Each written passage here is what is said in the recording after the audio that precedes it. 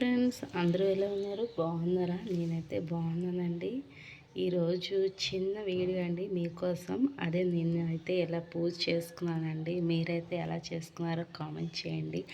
అలా పూజ చేసుకుంటే ఎంత ఆనందంగా ఉంటుందో మీరు కూడా నాతో షేర్ చేసుకోండి ఫ్రెండ్స్. ఈరోజైతే నేను పూజ గదిని నీట్గా శుభ్రం చేసుకొని ఇలా పువ్వులు అయితే అలంకరించుకున్నానండి. చూడండి, వీలైనంత వరకు శివుడికి అయితే వైట్ పువ్వులు ఉంటే చాలా మంచిది. వైట్ పువ్వులు అంటే చామంతి పువ్వులు అయినా కావచ్చు, లేదంటే తెల్ల జిల్లేడు పువ్వులు అంటారా, అవైనా మనం పెట్టుకోవచ్చు.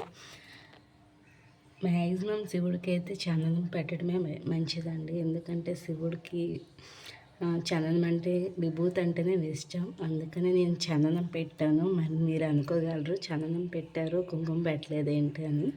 కుంకుమ బొట్టు అయితే శివుడికి అయితే పెట్టరండి. మీకు ఎవరికైనా తెలుసుంటే కామెంట్ చేయండి, తెలియకపోతే చూసి నేర్చుకోండి. చూడండి ఫ్రెండ్స్, ఈ విధంగా నేనైతే అలంకరించుకున్నాను. అలాగే లక్ష్మీదేవికి కూడా పువ్వులు పెట్టుకున్నాను. చామంతి పువ్వులే దొరికాయండి నాకైతే ఈరోజు. గులాబీ పూలు అయినా తీసుకుని రాలేదు. ఇదేనండి నా చిన్న పూజ రూము.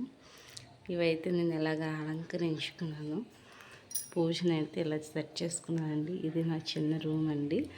ఈ పూజ గదిని ఎలా మేమైతే డెకరేట్ చేసుకున్నాము. మీ పూజ రూమ్ ఎలా ఉంటుందో మెసేజ్ చేయండి, అలా కామెంట్ చేయండి. ఈరోజైతే నేను పూజ ఎలా చేసుకున్నానండి. మండే కదా, శివుడికి చాలా ఇష్టమైన రోజు సోమవారం. కార్తీక మాసంలో మండే అంటే చాలా స్పెషల్ అండి. కార్తీక సోమవారం చేసిన వాళ్ళకి బాగా తెలిసే ఉంటుంది. పెళ్ళైన ప్రతి ఒక్కరూ ఇలా పూజ చేసుకోవాలి, దేవుడికి నమస్కరించుకొని మనసులోని కోరికలని చెప్పుకోవాలండి. ఇలా మనకైతే ఏవైనా సమస్యలు ఉంటే నెరవేరుతాయి. ఇదిగోండి, నేనైతే ఈరోజు పూజ ఎలా చేసుకున్నాను ఫ్రెండ్స్. అలాగే ఈరోజు నేను వీడియో అయితే పోస్ట్ చేస్తున్నాను. లాస్ట్ 2 days నుంచి అయితే పోస్ట్ చేయలేదు. ఈరోజు పోస్ట్ చేస్తున్నానండి. ఇవన్నీ చేయడానికి నాకైతే 1 hour పడుతుందండి. అలాగేనా పూజ సామాన్లన్నీ క్లీన్ చేసుకొని దేవుడి రూమ్ అంతా సర్దుకొని ఫొటోస్ అలంకరించుకొని పువ్వులతో నీట్గా సర్దినప్పటికి 1.5 hour అలాగే పడుతుంది. ఈరోజైతే నేను నైవేద్యం ఏం పెట్టలేదు. అలాగే కిస్మిస్ మాత్రమే పెట్టాను. హడావుడిగా ఎప్పుడు అరటిపళ్ళు ఇవే కాకుండా అప్పుడప్పుడు ఇలా కూడా ట్రై చేయండి. కిస్మిస్ అలాగే డ్రై ఫ్రూట్స్ ఏమైనా ఉంటే అవి కూడా పెట్టుకోవచ్చు. మనకి వీలైనంత వరకు ఏదైతే అది. కానీ ఇంకా ఇంట్లో చేసినవి అయితే మరీ బాగుంటాయి. కీర్ అయినా సేమియా అయినా చేసి నైవేద్యంగా పెట్టండి.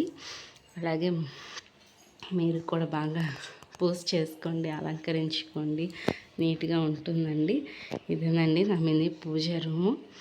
మీరు కూడా ఇలా డెకరేట్ చేసుకోండి ఫ్రెండ్స్, బాగుంటుంది.